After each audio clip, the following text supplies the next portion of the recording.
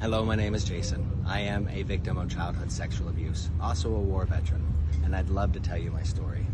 Because I do believe that some of you watching today can relate to the things that I'm saying, and it would be very beneficial to know there is light at the end of the tunnel. You don't have to feel unworthy or like a piece of garbage. You can have value in yourself. At the age of 11, I was tortured and abused by my own stepfather, abandoned by my own family, abused to the point that I had several fractures in my face and broken noses. I've had stun guns put out on my skin, cigarettes extinguished on my own face. I've had the ability to overcome being choked till unconsciousness and treated like complete garbage. Then I was placed into foster care where sexual abuse started to happen. After a while of sexual abuse, I finally found an escape through an older foster brother who helped me get and purchase a ticket to Hawaii where my father was, only to find out by the time I got there, knowing he was at home, knocking on his door, that he wouldn't open it and accept me into his own home. After a few hours of crying in his hallway, waiting for that door to magically open, I decided to set out and take care of myself. I lived on the streets, lived on the beach, did whatever I could to survive, and by the time I had hit my breaking point, I actually wanted a soft bed to die in rather than on the beach. So I booked myself into a youth hostel and tried to commit suicide. A few days later, while sitting at the hospital, a lovely lady, my angel, decided to come and rescue me. She was the owner of that youth hostel, knew my age, and figured that I needed some help. She vouched more for me and said that I was family, gave me a place to stay and a job to keep that existence possible.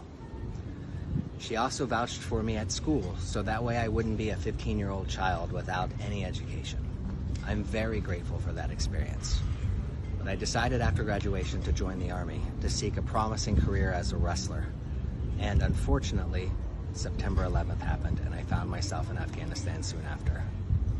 About a month and a half after being there, my best friend, the only friend that I had at that time, was shot by a sniper in the throat and died in my own arms. I ended up getting some of his remains mixed in with my tattoo, and it's a phoenix rising from the ashes, which I thought was very symbolic. But his death did affect me quite hard, and after taking a few lives of the combatants that were against us, I fell back into a spiral of self-pity and depression and tried to commit suicide again. Luckily, I was saved by my fellow soldiers and continued with more deployments in the Middle East. Eventually, I got out of the Army, relocated myself to New York, and then eventually found myself to Miami, where I found the loving support of friends and family, my own beautiful girlfriend, and shaman Omar, who introduced me to ayahuasca for the first time.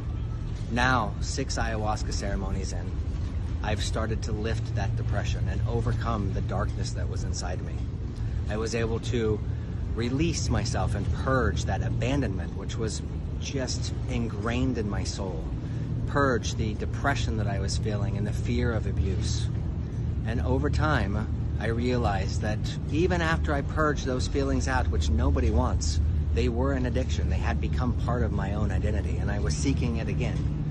After doing some more ayahuasca, I realized that I no longer need that addiction. Even if it's something that you don't want, your aura tends to pull in what you feel is necessary for you at the time. And as a necessary survival tool for me to survive on my own at such a young age, knowing truly deep down inside that I was an abandoned soul and that nobody was there to take care of me, it gave me the strength to take care of myself on a daily basis.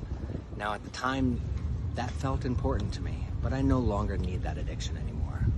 Thanks again to Mother Ayahuasca for teaching me that valuable lesson, showing me that there is light at the end of the tunnel.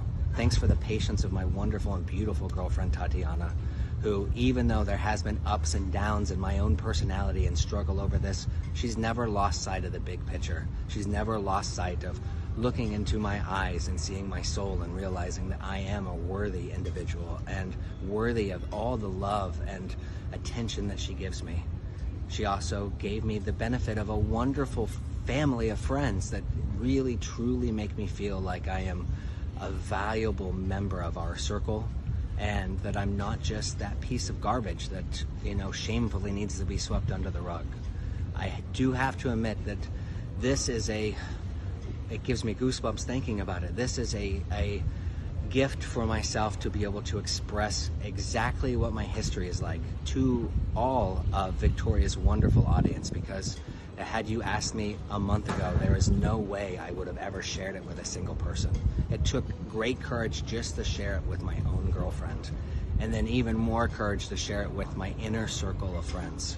But to share it with complete strangers that could possibly be going through the same situation that I'm in is the most liberating experience that ever hit my body.